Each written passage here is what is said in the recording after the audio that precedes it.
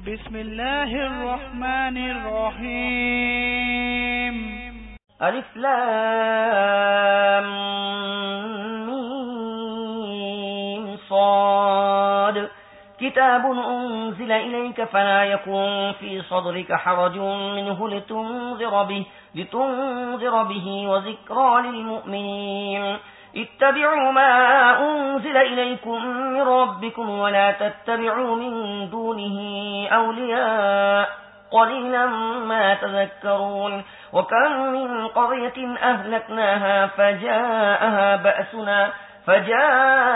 بأسنا بياتا أو هم قائلون فما كان دعواهم إذ جاءهم بأسنا إلا أن قالوا إنا كنا ظالمين بسم الله الرحمن الرحيم আলিফ লাম মিম সাদ। হে রাসূল, এটা একখানা কিতাব যা আপনার প্রতি নাজিল করা হয়েছে। এ সম্বন্ধে আপনার দিলে কোন রকম সংকোচ যেন না হয়। এই কিতাব এজন্য নাজিল করা হয়েছে যাতে আপনি এর মাধ্যমে কাফিরদেরকে ভয় দেখান এবং তা মুমিনদের জন্য নসিহত হয়। হে মানুষ, তোমাদের রবের পক্ষ থেকে তোমাদের প্রতি যা নাজিল করা হয়েছে তা তোমরা মেনে চলো। তোমাদের রব ছাড়া আর কোনো মুরব্বির পেছনে চলো না, কিন্তু তোমরা নসিহত কমই মেনে থাকো।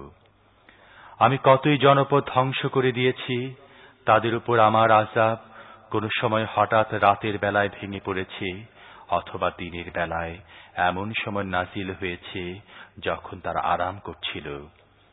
যখন আমার আযাব তাদের উপর এসে পড়ল, তখন তাদের মুখে এছাড়া আর কোনো আওয়াজ ছিল না যে আমরা সত্যই জালিম ছিলাম। فلنسألن الذين أرسل إليهم ولنسألن المرسلين فلنقصن عليهم بعلم وما كنا غائبين والوزن يومئذ الحق فمن ثقلت موازينه فأولئك هم المفلحون ومن خفت موازينه فأولئك الذين خسروا أنفسهم بما كانوا بآياتنا يظلمون ولقد مكناكم في الأرض وجعلنا لكم فيها معائش قليلا ما تشكرون। সুতরাং যাদের নিকট রাসূল পাঠানো হয়েছিল তাদেরকে অবশ্যই আমি জিজ্ঞাসাবাদ করব। পয়গম্বরদেরকেও আমি জিজ্ঞেস করব যে আমার বাণী পৌঁছাবার দায়িত্ব তারা কতটুকু পালন করেছেন এবং তারা এর কতটুকু সাড়া পেয়েছেন। তারপর আমি পূর্ণ জ্ঞানের ভিত্তিতে গোটা কাহিনী তাদের সামনে পেশ করব। কথা হলো, আমি তো কোথাও গায়েব হয়েছিলাম না। সেদিন শুধু সত্যই ওজনদার হবে, যাদের পাল্লা ওজনে ভারী হবে তারাই সফল কাম হবে, আর যাদের পাল্লা ওজনে হালকা হবে তারা নিজেদেরকে ক্ষতিগ্রস্ত করেছে, কারণ তারা আমার আয়াতের সাথে জালেমদের মতো আচরণ করত। আমি তোমাদেরকে দুনিয়াতে অনেক ইখতিয়ার সহ কায়েম করেছি এবং তোমাদের জন্য এখানে জীবিকার ব্যবস্থা করেছি, কিন্তু তোমরা কমই শুকরিয়া আদায় করে থাকো। وَلَقَدْ خَلَقْنَاكُمْ ثُمَّ صَوَّرْنَاكُمْ ثُمَّ قُلْنَا لِلْمَلَائِكَةِ اسْجُدُوا لِآدَمَ فَسَجَدُوا إِلَّا إِبْلِيسَ لَمْ يَكُنْ مِنَ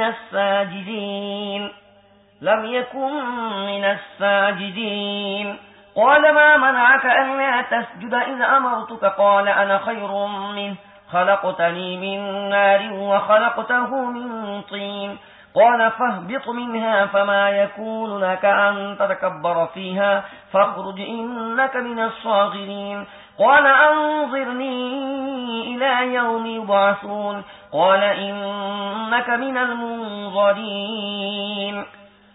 আমি তোমাদেরকে পয়দা করার সূচনা করেছি, তারপর তোমাদের সুরত আকার আকৃতি বানিয়েছি। এরপর ফেরেশতাদেরকে বলেছি আদমকে সিজদা করো। এ হুকুম পেয়ে সবাই সিজদা করল, কিন্তু ইবলিস সিজদাকারীদের মধ্যে শামিল হল না।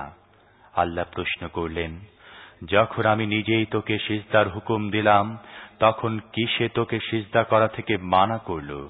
সে বলল, আমি তার চেয়ে ভালো। তুমি আমাকে আগুন থেকে পয়দা করেছ আর তাকে মাটি থেকে বানিয়েছ।